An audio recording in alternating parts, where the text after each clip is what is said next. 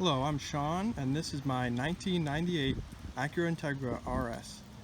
This is going to be the first video about my first project car, and I'm going to be detailing everything that's wrong with it in this video, kind of as a starting point, and it's just about everything that's wrong with it. So, I guess we'll start with the body. We've got 50 shades of gray going here, along with some nice black accents. Nothing quite seems to line up. And I'm thinking the last paint job was in the rain by the looks of whatever this is. Lots of paint problems going around here. Another decorative black accent. No coloring on most of the trim here, or it's just falling off.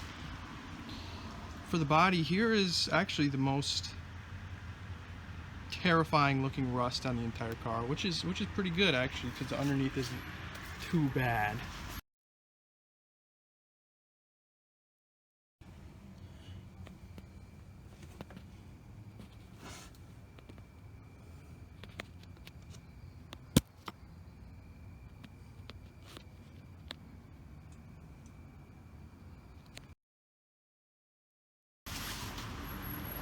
Ooh, again, awful paint. Here we've got a nice dent. No accidents though, clean title. Yep. Nice emblem delete, you know, easy. Cracked bumper. Whatever this poor thing is.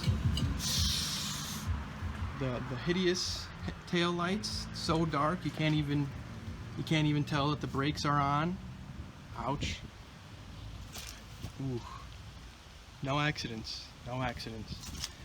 Again, not too bad on this side for the rust. The other side must have just been facing the ocean.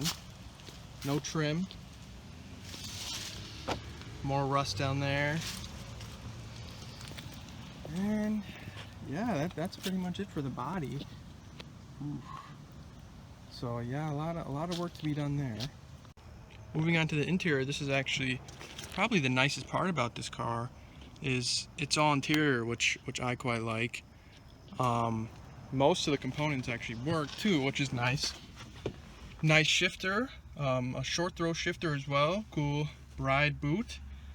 The radio is older than I am, but that's okay for now. The gauge, there is a check engine light. There's actually, I think, 5 or 6 check engine lights, but we'll have to address that in another video. The dash isn't cracked for the most part, and most of the controls in here actually work, which is kind of surprising. Now the other most significant problem besides the engine would be the transmission. Now it's not bad to my knowledge, and I will get under and show you what I'm talking about, but here's a little example. We've got neutral, I think. First, I think. Second, I think. Oh, feels like third, hopefully. I couldn't tell you. Fourth, hopefully. Ooh, I don't know, it could be neutral. Up into fifth. That's definitely fifth, or neutral, who knows. And then, for the big reveal, will it go into reverse? Nope. Oh, reverse. Wow. Well, it could be neutral. I don't know. So let's go into the car and see what I'm talking about here. So here I think we've got a pretty big exhaust leak, and probably the reason for the rattling there, along with the zip tie special transmission. So this is the reason that every gear looks like neutral. Is this right here.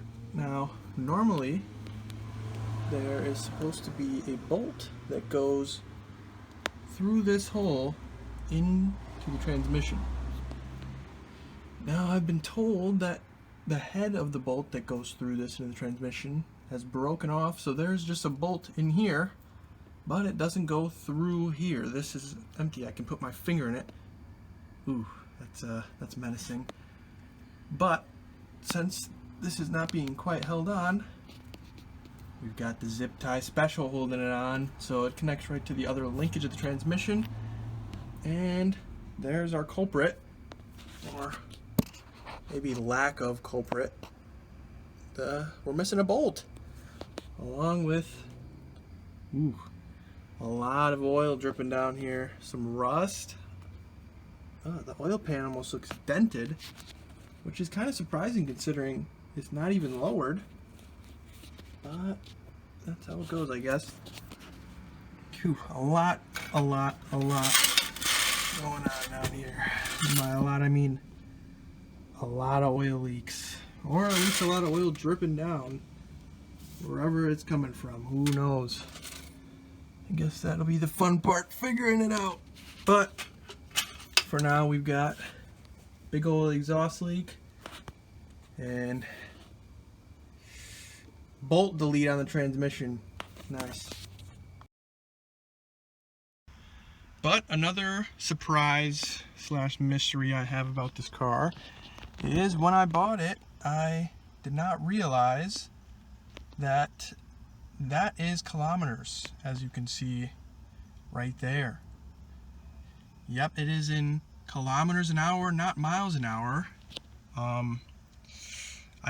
didn't notice that, but I think that may be a good thing, because then this odometer, 199,000, might be 199,000 kilometers, which would be a pretty big win for me. I mean, that means it only has roughly 125,000 instead of almost 200,000, which that's a pretty big difference. So I guess I should probably get a Carfax, but for now I'll just have to guess.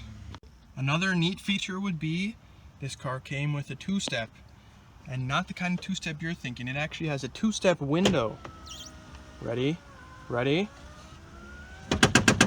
Ooh, don't wake the neighbors up. Our easy emblem deletes. We've also got a door handle delete, more window trim delete here, and then come to the engine bay, which is arguably one of the scariest parts. We've also got a power steering delete, great, and I don't believe it's an AC delete, but the AC just doesn't work, which is typical. So now we're going to move on to the engine. I think it has more oil on the outside of the engine than the inside. I mean, this is seriously concerning. The valve cover gasket is definitely shot. Hopefully not the head gasket, but we're gonna have to run some tests on that. And a lot of work to be done up here. Whoa. So that covers everything I can think of at the moment, and you know, I'm sure there's a lot I missed. But at the end of the day, it is a project car. It's my first project car, and the point of me buying it was to fix it up and make it look nice and have a fun time doing it. So if you're interested in seeing me learn a lot and fix all the stuff I mentioned, you know, tag along, because I have obviously a long journey ahead of me. So thank you all for watching. I hope you enjoyed, and hopefully you'll stick around for some videos to come.